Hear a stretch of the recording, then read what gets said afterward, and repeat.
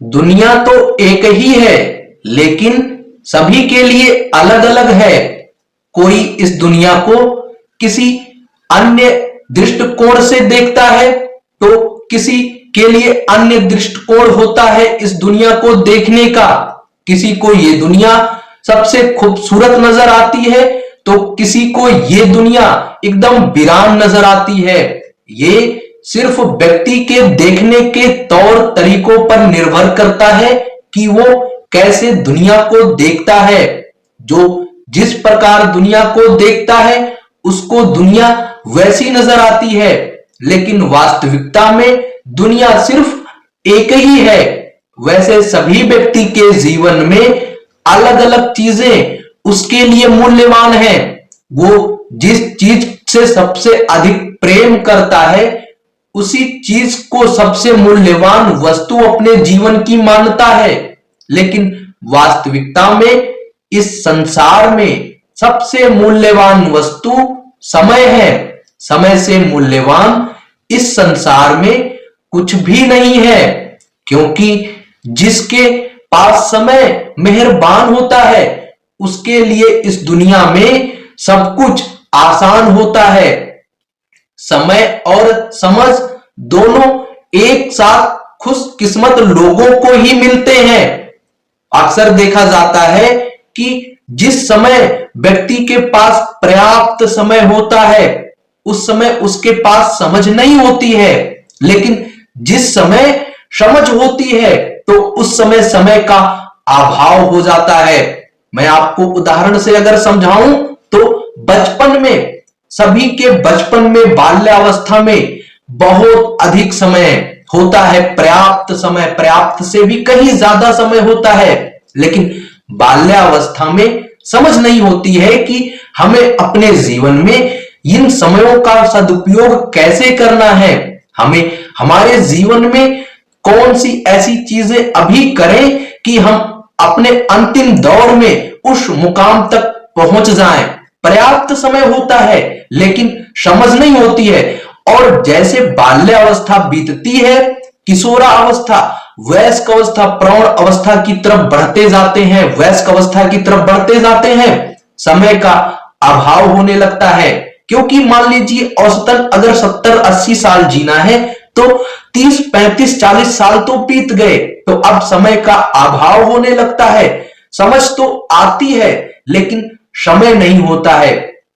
बहुत खुशकिस्मत लोग ही ऐसे होते हैं जिनको समय और समझ दोनों एक साथ प्राप्त होते हैं, और वही व्यक्ति अपने नाम को इतिहास के पन्नों में सुनहरे अक्षरों में दर्ज कराते हैं। वही व्यक्ति इतिहास के पन्नों में सुनहरे अक्षरों से अपने नाम को दर्ज करवाते हैं। क्योंकि अक्सर समय पर समझ नहीं आती है और समझ आने पर समय बीत जाता है, निकल जाता है। जैसे सही दिशा और सही समय का ज्ञान ना हो तो उगता हुआ सूरज भी डूबता हुआ दिखता है। अगर सही दिशा का ज्ञान नहीं है आपको और सही समय का ज्ञान नहीं है, तो वही उगता हुआ सूरज आपको डूबता हुआ नजर आएगा। क्योंकि आपको ना तो दिशा का ज्ञान है पूरब या पश्चिम, और ना ही आपको समय का ज्ञान है कि सुबह का समय है, एएम चल रहा है, या पीएम शाम का समय चल रहा है। तो आपको जो सूर्य उदय हो रहा है वो सूर्य अस्त नजर आएगा। ज्ञान होगा तो शब्द समझ में आएंगे, प्रत्येक शब्द समझ में आएंगे यदि ज्ञान होगा, और यदि अनुभव होगा तो अर्थ समझ में आएंगे। तो ज्ञान होना जितना जरूरी है जीवन में, उतना ही जरूरी है जीवन में अनुभव का होना। बिना अनुभव के कभी भी एक सभ्य जीवन, एक ज्ञान वाला जीवन नहीं जिया जा सकता है। ज्ञान कितना भी हो, लेकिन जब तक अनुभव नहीं है तब तक उस ज्ञान का क्या उपयोग करेंगे? कोई उपयोग नहीं होगा बिना अनुभव के। लोग जितना समय दूसरों को समझाने में लगाते हैं, दूसरों को बताने में लगा देते हैं अपने समय को, अगर उसका आधा समय, आधा छोड़िए 1/4 समय भी अगर स्वयं पर, खुद पर लगाएं तो जीवन में कहीं आगे निकल सकते हैं। अपने जीवन में सफल हो सकते हैं, लेकिन ऐसा कोई नहीं करता है। सिर्फ दूसरों के पीछे भागता है, दूसरों के पीछे व्यर्थ की दौड़ लगाता है, अपने समय को यूं ही बर्बाद करता है और एक समय बाद वो आकर उस मोड़ पर खड़ा होकर कहता है कि अब मेरे पास समय ही नहीं बचा है, मैंने अपने समय को तो बर्बाद कर दिया, खत्म कर दिया, अब मेरे पास कुछ करने को समय ही नहीं बचा है। तो क्यों किसी के पीछे अपने समय का सदुपयोग ना करके दुरुपयोग करें। अगर कुछ करना है तो सदुपयोग करें, जिससे स्वयं का भी लाभ हो, स्वयं के किए गए जो समय का निवेश है उससे कुछ हमको प्राप्त हो, ना कि व्यर्थ में अपने समय को बर्बाद कर दें। अपना समय किसी को भी कभी भी ना दें। संसार की सबसे मूल्यवान वस्तु समय है। वास्तव में मूल्यवान वस्तु समय से इस संसार में कुछ नहीं है, समय से बलवान वस्तु इस संसार में कुछ नहीं है, क्योंकि खोया हुआ धन और भूला हुआ ज्ञान फिर से मिल सकता है, बिगड़ा स्वास्थ्य फिर से ठीक हो सकता है, रिश्तों में विवाद पुनः ठीक हो सकते हैं, लेकिन गुजरा हुआ समय कभी भी वापस नहीं आ सकता है। जो समय एक बार गुजर गया, जो समय एक बार बीत गया, वो कभी जीवन में दोबारा वापस नहीं आ सकता है। जो आपने धन खो दिया, आपने उस समय जिस समय धन का अर्जन करना था, उस समय सक्षम नहीं थे, धन के अर्जन में आप नहीं कर पाए, लेकिन बाद में आप कर सकते हैं। आपका जो ज्ञान उस समय नहीं लिया बाल्यावस्था में, उस ज्ञान को आप बाद में ग्रहण कर सकते हैं। उतना ना सही, लेकिन उसका कुछ भाग तो अवश्य ग्रहण कर सकते हैं। 100% ज्ञान ना सही, 50% तो ज्ञान आप पुनः अर्जित कर सकते हैं। अपने बिगड़े हुए स्वास्थ्य में पूर्णतया ना सही, लेकिन थोड़ा से ज्यादा 70-80% तो सुधार कर ही सकते हैं। रिश्तों में आई अनबन को पुनः से सामंजस्य बैठा सकते हैं, लेकिन जो समय गुजर गया, जो समय बीत गया, उसे वापस किसी भी कीमत पर आप प्राप्त नहीं कर सकते हैं। अगर आप ही अपने समय का उपयोग नहीं करेंगे तो आपके समय का उपयोग कोई अन्य करेगा, कोई अन्य आपके समय का उपयोग करेगा। समय एकमात्र ऐसी मूल्यवान वस्तु है, बेशकीमती है, जिसकी कीमत कोई नहीं दे सकता है। हम अपनी जिंदगी में दोबारा सब कुछ हासिल कर सकते हैं, जो भी खोया है उसको पुनः प्राप्त कर सकते हैं, लेकिन कभी भी समय को हम अपने जीवन में पुनः जो बीत गया उसको कभी भी नहीं प्राप्त कर सकते हैं। इसी कारण सबसे मूल्यवान वस्तु समय है, सबसे बलवान वस्तु समय है, क्योंकि समय राजा को रंक बना देती है और यही समय रंक को राजा बना देती है। फर्क इतना है, जब रंक से कोई राजा बनता है तो वो पल बहुत आनंददायी होता है, क्योंकि उसने शून्य से शुरू करते हुए अनंत तक ग्रहण करता जाता है। फकीरी से शुरू करते हुए, रंक से शुरू करते हुए, कंगाली से शुरू करते हुए वो राजा के स्तर तक, सिंहासन तक पहुंचता है। तो हर पल उसको खुशी महसूस होती है, उसको आनंद मिलता है, क्योंकि जो रंग से राजा का सफर होता है वो बहुत आनंददायी होता है, लेकिन बहुत परिश्रम करना पड़ता है, बहुत उस यात्रा में मेहनत करनी पड़ती है। वहीं दूसरी तरफ जो राजा से रंग का सफर होता है वो अत्यंत पीड़ादायी, दुखदायी होता है। उसमें किसी भी प्रकार की कोई मेहनत नहीं करनी पड़ती है, सिर्फ जितना भी अर्जित किया है अभी तक अपने पास, उसको सिर्फ गंवाना है, तो उसमें क्या मेहनत करनी, लेकिन बहुत दुख पीड़ा उसकी यात्रा में होती है। इस यात्रा में, रंक से राजा की यात्रा में कठिन परिश्रम करना पड़ता है, क्योंकि प्रत्येक चीजें आपको हासिल करनी पड़ती हैं। मेहनत करके, कठिन परिश्रम लगन के साथ, तब आपको खुशी मिलती है। जैसे ही आपके पास थोड़ा था, थोड़ा आपने और ग्रहण किया, थोड़ा और ग्रहण किया, आपको हर पल खुशी, आनंद महसूस होता है। लेकिन जो रंग राजा से रंग का सफर होता है उसमें प्रत्येक चीजें आपको गंवानी पड़ती हैं, कोई मेहनत नहीं है, उसमें कुछ नहीं करना है, लेकिन दुख बहुत होता है, कष्ट पीड़ा बहुत होती है, क्योंकि आप चीजों को गंवाते हुए, कम करते हुए अपने जीवन में रंक तक पहुंचते हैं, कंगाली तक पहुंचते हैं। तो ये समय इतना ज्यादा बलवान है कि कहां से कहां तक किसको कब और कैसे लेकर जाए किसी को नहीं पता होता है। प्राचीन समय से समय के बारे में कहा गया है कि समय कभी किसी के लिए नहीं रुकता है, कभी किसी की प्रतीक्षा नहीं करता है। समय हमेशा आगे बढ़ता रहता है। समय की साइकिल घड़ी में 24 घंटे की होती है, नित्य वही चक्कर बार बार लगाती है, लेकिन हमेशा आगे बढ़ती जाती है, हमेशा आगे बढ़ती है। नित्य 24 घंटे में बार बार चक्कर लगाती रहती है, चक्कर लगाती रहती है, लेकिन प्रत्येक पल नया पल लेकर आती है। किसी की प्रतीक्षा नहीं करता है समय की, कोई कहे कि मैं इतना बलवान हूं, मेरी प्रतीक्षा करो, मैं इतना धनवान हूं, मेरी प्रतीक्षा करो, किसी के लिए नहीं रुकता है समय। समय तो निरंतर गतिमान है, हमें स्वयं को समय के साथ गतिमान बनाए हुए रखना है। चाहे कोई कितना भी अमीर व्यक्ति इस संसार में क्यों ना हो, कोई भी व्यक्ति समय को खरीद नहीं सकता है। कोई इतना अमीर व्यक्ति इस संसार में नहीं है कि जो अपने बीते हुए समय को खरीद ले, एक पल भी नहीं खरीद सकता है इस संसार में। जब कोई काम नहीं कर रहे हो तो घड़ी की तरफ देखो और ये देखो कि कैसे घड़ी निरंतर आगे बढ़ रही है।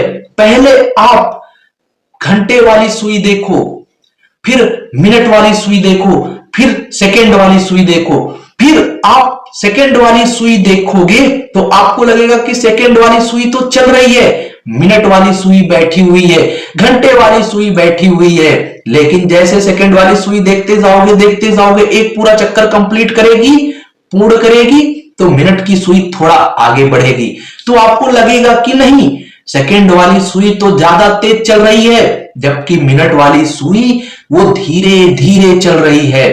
तो आपको लगेगा कि सेकंड वाली सुई तो ज्यादा तेज चल रही है, लेकिन मिनट वाली सुई धीरे धीरे चल रही है।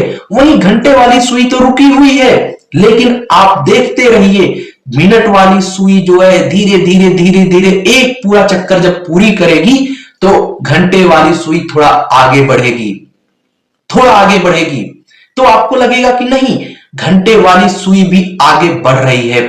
फिर अंत में आपको इस बात का एहसास होगा कि जो सेकंड वाली सुई ज्यादा तेज चल रही है उसका समय बताने में कोई उपयोग ही नहीं होता है। उपयोग तो पहले घंटा बताते हैं, फिर मिनट बताते हैं।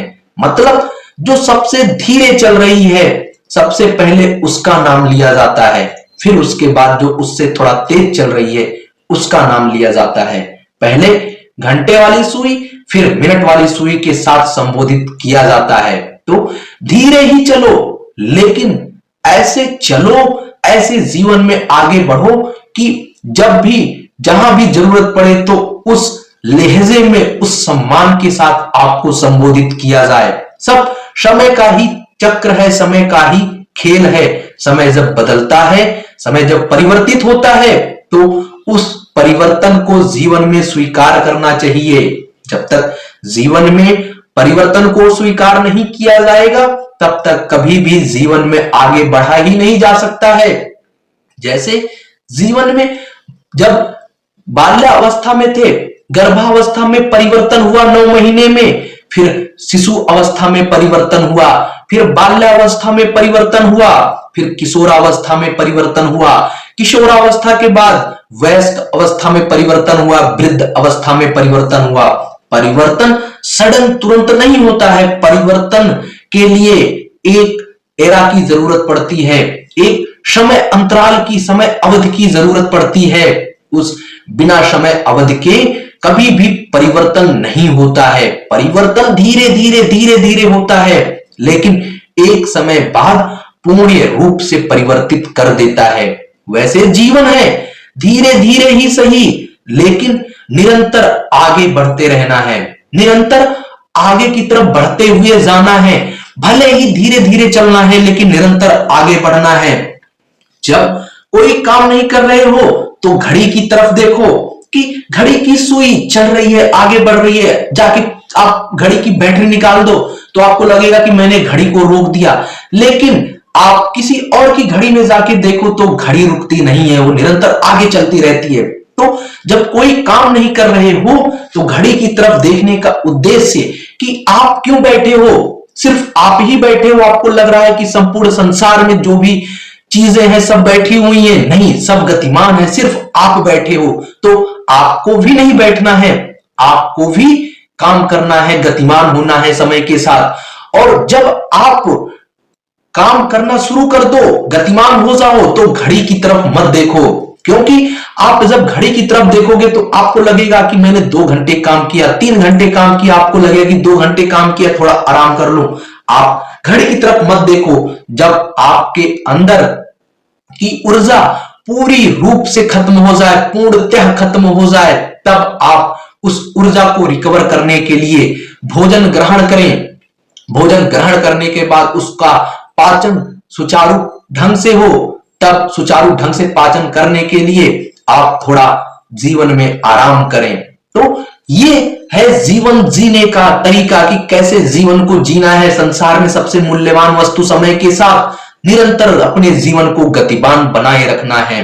हर दिन एक बैंक खाता है और समय उस बैंक खाते की मुद्रा है। इसमें कोई अमीर नहीं है और ना ही कोई गरीब है।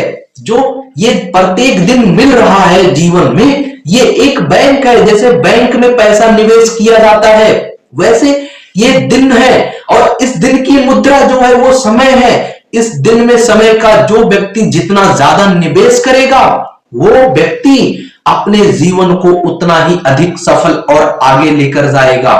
जो ये मुद्रा समय नाम की है, ये आप 24 घंटे सबको मिले हुए हैं। इस बैंक में 24 घंटे हैं।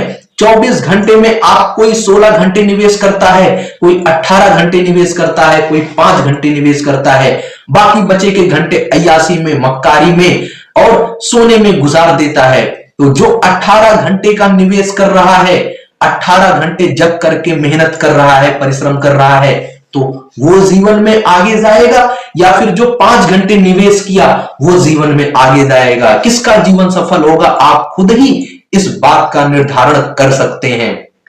तो इस दिन रूपी बैंक के खाते में जो जितना ज्यादा समय रूपी मुद्रा का निवेश करेगा, वो व्यक्ति उतना ही अधिक सफल होगा। और इस दिन रूपी बैंक में समय मुद्रा के रूप में कोई भी व्यक्ति अमीर और गरीब नहीं है, कि कोई ये नहीं कह सकता है कि मैं गरीब हूं, मैं तो निवेश ही नहीं कर सकता। सभी के पास 24 घंटे मिले हुए हैं, सबको एक समान रूप से मुद्रा मिली हुई है 24 घंटे की, और सभी के लिए एक समान बैंक है। बस आप पर निर्भर करता है कि आप इस बैंक में उस मुद्रा को किस प्रकार से निवेश करते हैं।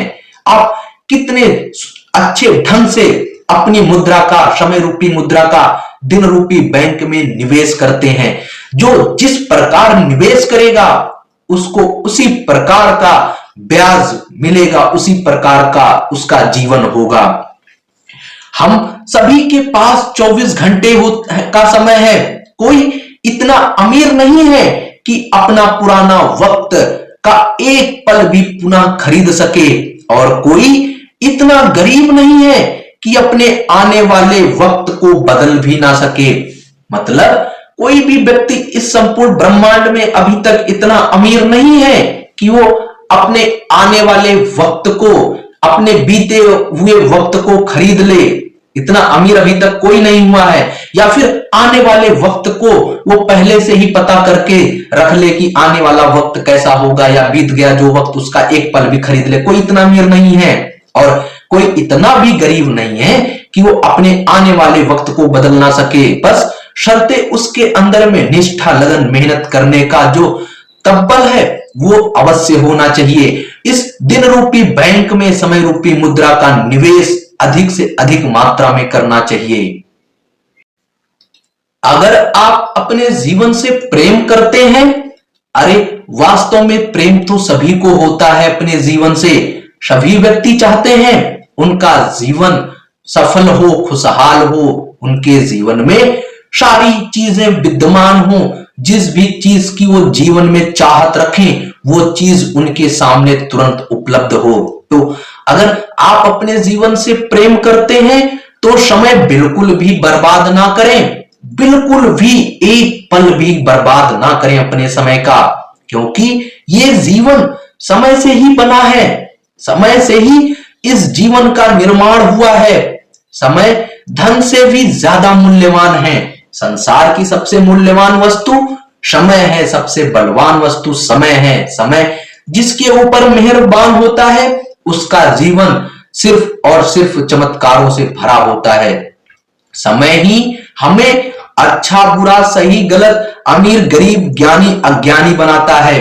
ये समय ही तो है जो हमको अच्छा व्यक्ति बना देता है, हमें बुरा व्यक्ति बना देता है। जब हमारे हालात सही ना हो तो हम सबसे बुरे व्यक्ति होते हैं, सबसे गरीब व्यक्ति होते हैं, और उस समय हमको सिर्फ और सिर्फ अकेले लड़ना होता है, क्योंकि उस अवस्था में समय भी हमारा साथ नहीं देता, और समय साथ नहीं देता, कोई अन्य व्यक्ति भी अपना साथ नहीं देता है। सिर्फ स्वयं के आत्मविश्वास से और स्वयं की दृढ़ इच्छा संकल्प को बनाए रखते हुए उस अवस्था से बाहर निकलना पड़ता है। वही समय अमीर गरीब ज्ञानी अज्ञानी बनाता है, सत्य असत्य का बोध करवाता है। व्यक्ति आप अपने जीवन में अनेकों पाएंगे, कोई व्यक्ति बिड़ला ही होगा जो आपको सही रास्ते पर चलने के लिए कहेगा, बाकी 99% व्यक्ति आपको ऐसे मिलेंगे इस संसार में जो आपको सिर्फ अपने स्वार्थ के लिए जोड़े रखेंगे। जैसे स्वार्थ पूरा होगा वो आपको आपकी अवस्था पर छोड़कर चले जाएंगे। ये वक्त आपका है, आप चाहें तो इसे सोना बना लें या फिर सोने में गुजार दें। इसमें सिर्फ आपका ही पूरा योगदान है। आप चाहें तो इसको सोने में गुजार दें, पूरे दिन भर अय्यासी मक्कारी में आप अपने पूरे 24 घंटे को बर्बाद कर दें, या फिर आप चाहें तो दिन रूपी बैंक में समय रूपी मुद्रा को निवेश करके अपने जीवन को आप हीरा बना लें, सोना बना लें। इस सृष्टि पर प्रत्येक जीव जंतु वनस्पति सभी को एकमात्र चीज ऐसी है जो सभी को एक समान रूप से मिला है, और वह है वक्त समय। सभी को 24 घंटे के रूप में उस परम पिता परमेश्वर ने प्रदान किया है। 24 घंटे के रूप में सभी को एक समान रूप से मिला हुआ है। इसमें कोई ये नहीं कह सकता कि मैं गरीब हूं, मैं अमीर हूं। हर जगह पर रोया जा सकता है, लेकिन समय के विषय में कभी रोया नहीं जा सकता है। सभी को एक समान रूप से मिला है। अब आप पर निर्भर करता है कि आप इसको रोते हुए बर्बाद कर देते हैं या हंसते हुए इसका निवेश करते हैं। अब ये उस जीव पर निर्भर करता है कि इसका कितना प्रतिशत सार्थक रूप से इस्तेमाल करता है और कितना प्रतिशत दुरुपयोग करता है। जितना प्रतिशत सार्थक रूप से इसका उपयोग कर लेगा उतना ही अपने जीवन को सफल सुगम और सरल बना लेगा। जितना ही ज्यादा वो इसका दुरुपयोग करेगा उतना ही अधिक अपने जीवन को कष्टदायी दुखदायी पीड़ादायी और अशांति वाला जीवन बना लेगा। परिवर्तन ही प्राकृत का नियम है, इसीलिए जो भी छूट गया उसका शोक मनाने की जगह जो आपके पास है और जो आपके जीवन में आने वाला है इसके बारे में सोचें और इसमें आनंद उठाने की पूरी कोशिश करें, क्योंकि जो बीत गया सो बीत गया, उसको ना ही आप कभी वापस ला सकते हो, ना ही इस संसार का कोई ज्ञानी व्यक्ति महाज्ञानी व्यक्ति सबसे धनवान व्यक्ति सबसे बलशाली व्यक्ति कोई वापस नहीं ला सकता है, तो आप भी नहीं वापस ला सकते हो। इसीलिए जो बीत गया उस पर शोक करने की बजाय जो वर्तमान में चल रहा है कहीं ऐसा ना हो जो बीत गया उसके शोक मनाने के चक्कर में वर्तमान भी उस अतीत में तब्दील होता जा रहा है और कुछ समय बाद इस वर्तमान को जो हमने अतीत में तब्दील किया इसके लिए भी शोक मनाना पड़े। तो इस प्रकार गाड़ी पूरे जीवन भर शोक में ही चलेगी, ना कभी खुशहाल में वो चलेगी ही नहीं। इसीलिए जो पीछे छूट गया सो छूट गया। खुशियां वर्तमान में जीने पर मिलती हैं। वास्तविक जीवन अगर जीना है तो वर्तमान में रहो, ना कि अतीत में। खुद बहुत सारे लोग खुद से शिकायत करते हैं, या फिर आप लोगों ने सुना होगा कहते हुए कि लोग कहते हैं दुख की बात यह है कि समय बहुत कम है। ये वाक्यांश अधिकतर प्रयोग होता है। अधिकतर लोग कहते हैं कि अब तो दुख की बात ये है, बड़ा अफसोस है जीवन में कि अब तो समय बीत गया। तो ऐसे लोगों के लिए मैं कहता हूं कि खुशी की बात यह है कि अभी भी तो आपके पास समय है। सुधरो, उठो, खड़े हो, जो गिरे सो गिरे, फिर से उठो और एक बार और प्रयास करो, एक बार और लड़ो। हो सकता है इस बार के प्रयास में जितना कुछ खोया नहीं उसका दुगना, 3 गुना, 5 गुना आप अपने जीवन में प्राप्त कर लो। लेकिन उठो, लड़ो। बिना लड़े, बिना उठे कुछ भी नहीं मिलेगा जीवन में। तो खुशी की बात यह है कि अभी भी तो आपके पास समय है। इस समय का उपयोग करो, सदुपयोग करो। हो सकता है जितना कुछ खोया नहीं उससे कई गुना प्राप्त हो जाए जीवन में।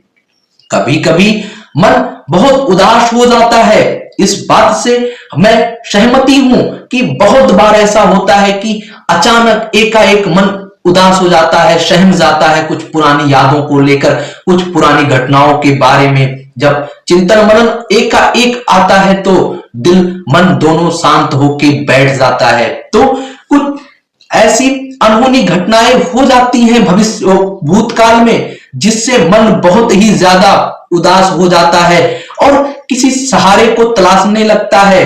किसी सहारे की तलाश में वो निकल पड़ता है कि कोई सहारा मिल जाए इस घटना से उबारने के लिए।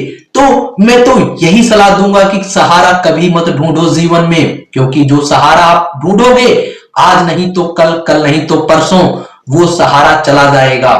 सहारा नित्य प्रत्येक दिन आपके जीवन में नहीं रहेगा। इसीलिए कभी सहारा मत ढूंढो, खुद सहारा बनो अपने उस विषम परिस्थिति का।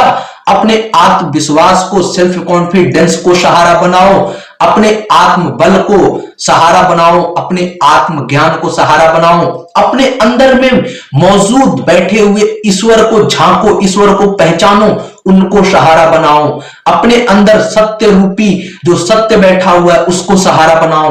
अगर इन सभी को आपने सहारा बना लिया जीवन में तो यकीन मानिए आपको कोई भी किसी भी प्रकार के सहारे की कभी जीवन भर जरूरत नहीं पड़ेगी।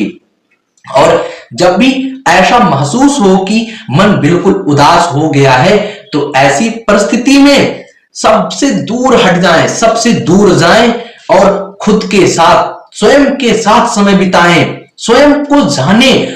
आप बाह्य जगत की यात्रा करने के बजाय स्वयं की यात्रा करें, स्वयं के अंदर की यात्रा करें। क्योंकि जब इस समय जब आपका मन उदास है, जब इस उदास वाले मन में आप स्वयं की यात्रा करोगे, स्वयं की यात्रा करने का तात्पर्य अध्यात्म करना।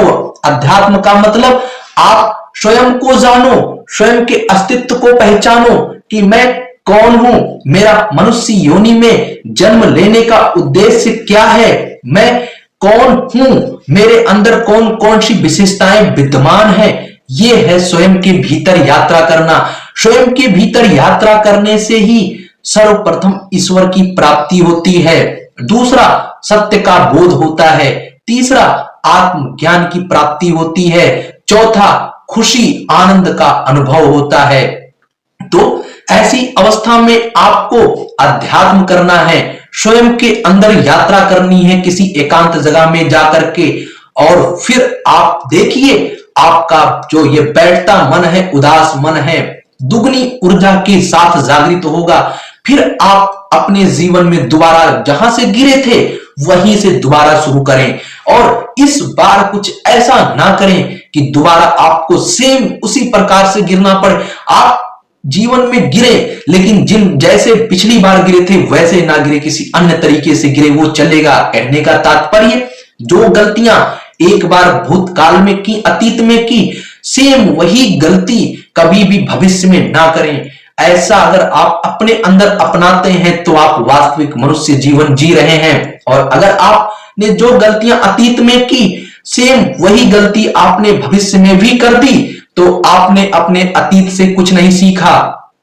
आपने अपने अतीत में किए हुए कर्मों से कुछ भी अनुभव नहीं लिया, आप अपने अतीत से कुछ नहीं सीखे। आप मनुष्य कहलाने योग्य नहीं हैं, क्योंकि मनुष्य जीवन में तो गलतियां सभी से होती हैं, लेकिन उस गलती से सीख लेना, अनुभव लेना और दोबारा जीवन में वही गलती कभी ना करना, ये वास्तविक मनुष्य जीवन का होना होता है।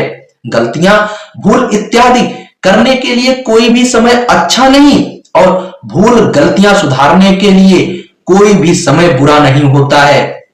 जीवन में जो भी गलती हो जाए, उस गलती को सुधारने के लिए कोई भी समय बुरा नहीं होता है। जब चाहो आप अपनी की हुई गलतियों में सुधार कर लो, लेकिन जो गलती आप कर रहे हैं इसको आप सुधारें, इनसे सीखे, अनुभव ले और इन गलतियों को भविष्य में दोबारा कभी दोहराए मत, रिपीट ना होने दें। एक बात हमेशा याद रखिए, जीवन में आपकी जिंदगी में यह फर्क नहीं पड़ता कि कितनी मुसीबतें आपको पीछे की तरफ खींच रही हैं, आपको सिर्फ आगे की तरफ बढ़ना है।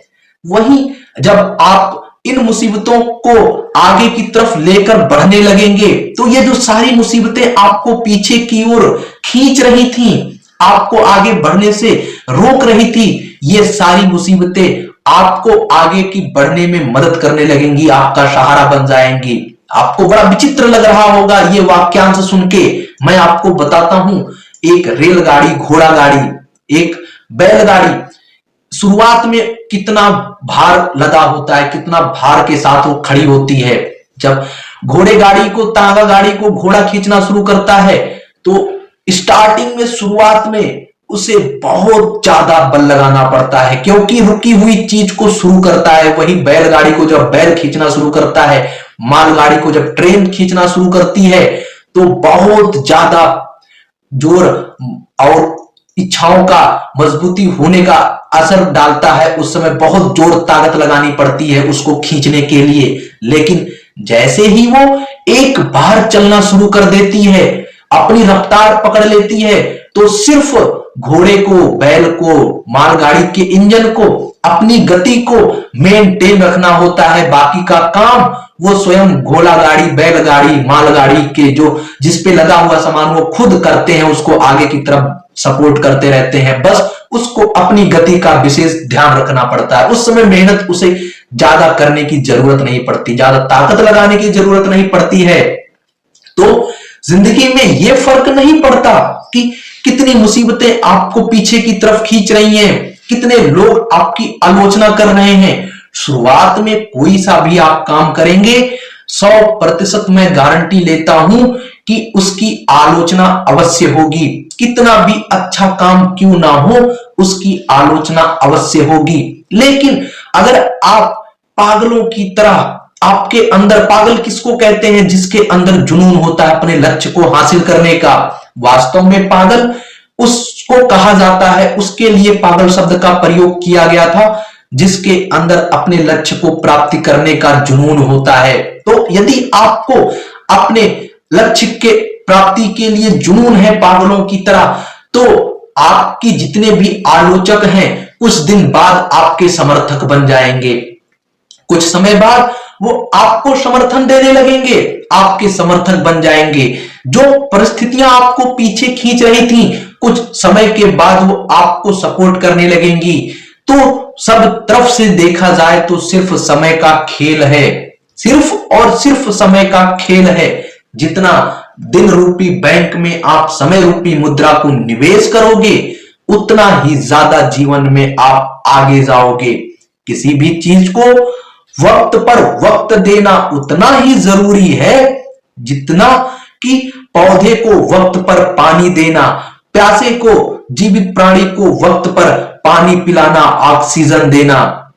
वरना कबीर दास जी का एक दोहा बहुत सटीक मुनासिब बैठता है, प्यासे को वक्त पर पानी नहीं पिलाया और बाद में अमृत पिलाने से क्या फायदा। जिस प्रकार एक प्यासे व्यक्ति को प्यास जब लगी थी तो पानी नहीं पिलाया, उसके प्राण पखेरु उड़ गए, उसके शरीर में जान ही नहीं बची, वो मर गया।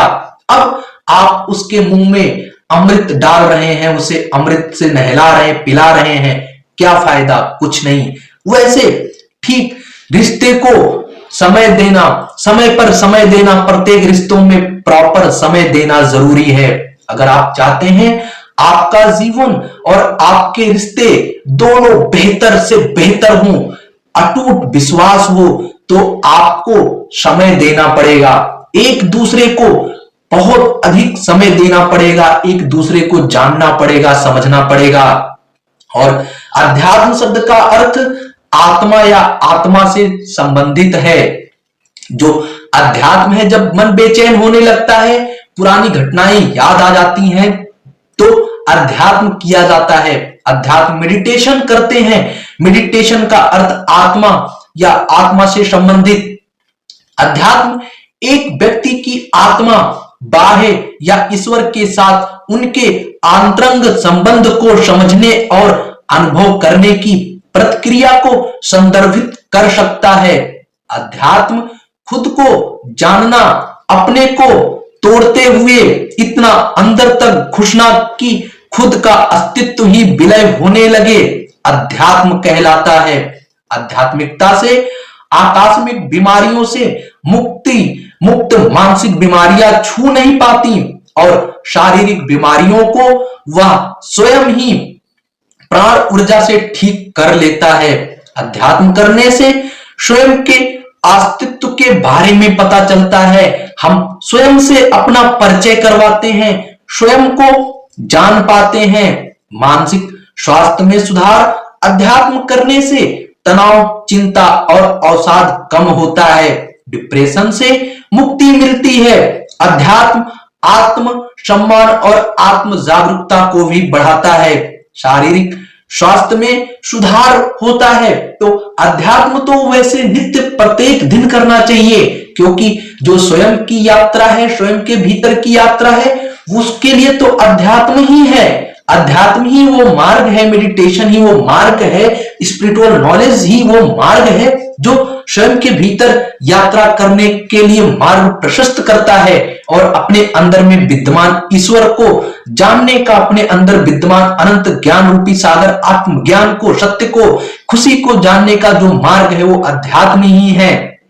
इसीलिए अपने समय का सदुपयोग करो। इस संसार में मेरी बात को गौर से सुनिए। सब कुछ आप अपना हासिल कर सकते हो, सब कुछ हासिल किया जा सकता है लगन और मेहनत से, लेकिन जो समय जितना बीत गया उसको कभी भी जीवन में किसी भी कीमत पर वापस प्राप्त नहीं किया जा सकता है। कोई कितना भी महान व्यक्ति क्यों ना हो, कभी किसी के लिए समय नहीं रुका, कभी किसी के लिए समय नहीं रुका। समय नित्य अपनी गति को बनाए रखते हुए आगे बढ़ता रहा और मनुष्य को भी सिर्फ यही इतना चाहिए कि समय के साथ अपने जीवन को गतिमान बनाए रखे, अपने जीवन में आगे बढ़ते रहे समय के साथ। और जो व्यक्ति समय के साथ अपने जीवन को आगे गतिमान बनाए हुए है, वो व्यक्ति उन सारी चीजों की अपने जीवन में प्राप्ति करता है जिन चीजों की वो इच्छा रखता है। इस संसार में बैंक रूपी जो समय दिन है, जो दिन है और जो समय मुद्रा है, जितना ज्यादा निवेश किया जाएगा उतना ही ज्यादा हमको ब्याज मिलेगा। ब्याज का मतलब उतनी ही ज्यादा हमारा जीवन सफल होगा, खुशहाल होगा। और इस संसार में सिर्फ अपना ईश्वर है जिसको सिर्फ अपना कहा जा सकता है, क्योंकि इस संसार में इसलिए ईश्वर के अलावा किसी को अपना नहीं कहा जा सकता, क्योंकि जो मन है, मन बड़ा चंचल होता है। एक पल में मन चंचलता की वजह से बदल जाता है। तो जिसको आप अपना कह रहे थे, कब उसका मन में परिवर्तन हो जाए, ड्यू टू जो चंचलता है, चंचलता के कारण कब उसका मन बदल जाए और वो आपसे दूर चला जाए, आपको भी नहीं पता, क्योंकि आपको भी पता है मन बड़ा चंचल होता है। ये हर पल हर चीज की प्राप्ति की चेष्टा करता है, इसको हर पल हर वो चीजें चाहिए होती हैं जिसकी तरफ नजर चली जाती है। जिसकी तरफ नजर चली जाती है इसको वो चीजें तुरंत अकस्मात चाहिए होता है। इसीलिए मन बड़ा चंचल होता है और इसी कारण सिर्फ और सिर्फ अपना कहलाने के लिए ईश्वर है, ईश्वर के अलावा इस संसार में किसी को अपना नहीं कह सकते हैं। सभी समय के साथ परिवर्तित होते रहते हैं, समय के साथ सब कुछ परिवर्तनशील है, ये जीवन भी परिवर्तनशील है। पहले गर्भावस्था, फिर शिशु अवस्था, फिर बाल्यावस्था, फिर किशोरावस्था, फिर प्रौढ़ अवस्था, फिर वयस्क अवस्था, फिर वृद्धावस्था, वृद्धावस्था के बाद मृत्यु, मृत्यु के बाद दूसरा जन्म होगा, दूसरे जन्म में भी वही सेम प्रक्रिया चलेगी, सेम प्रक्रिया से गुजरना पड़ेगा। तो ये जीवन है और आत्मा कहती है मैं अमर हूं, मैं तो ना कभी जन्म लेती हूं और ना कभी मेरी मृत्यु होती है, मैं तो सिर्फ इस शरीर रूपी घर को बदलते रहती हूं। आज इस शरीर रूपी घर में किराए के रूप में हूं, कुछ दिन बाद मैं इस शरीर रूपी घर के किराए को छोड़कर मैं किसी अन्य किराए रूपी मकान में चली जाऊंगी। मैं तो अमर हूं। शरीर का क्या है, आज शरीर है, कल इसमें से आत्मा निकलेगी तो इसी शरीर को फेंक दिया जाएगा, जला दिया जाएगा। किसी को कुछ नहीं पता कि मेरे मरने के बाद, मेरी आत्मा इस शरीर को छोड़ने के बाद इस शरीर का क्या होगा। तो जब तक जीवन है, जब तक आप हैं, ना अतीत में जाए ना भविष्य में, वर्तमान में रहते हुए जीवन को जिए। और जब वर्तमान में रहते हुए जीवन को जीने लगेंगे तो स्वाभाविकता अपने आप समय के साथ अपने आप को गतिमान बना लेंगे। इसीलिए संपूर्ण ब्रह्मांड में, संसार में सबसे मूल्यवान वस्तु समय है। समय से मूल्यवान वस्तु इस ब्रह्मांड में कुछ भी नहीं है।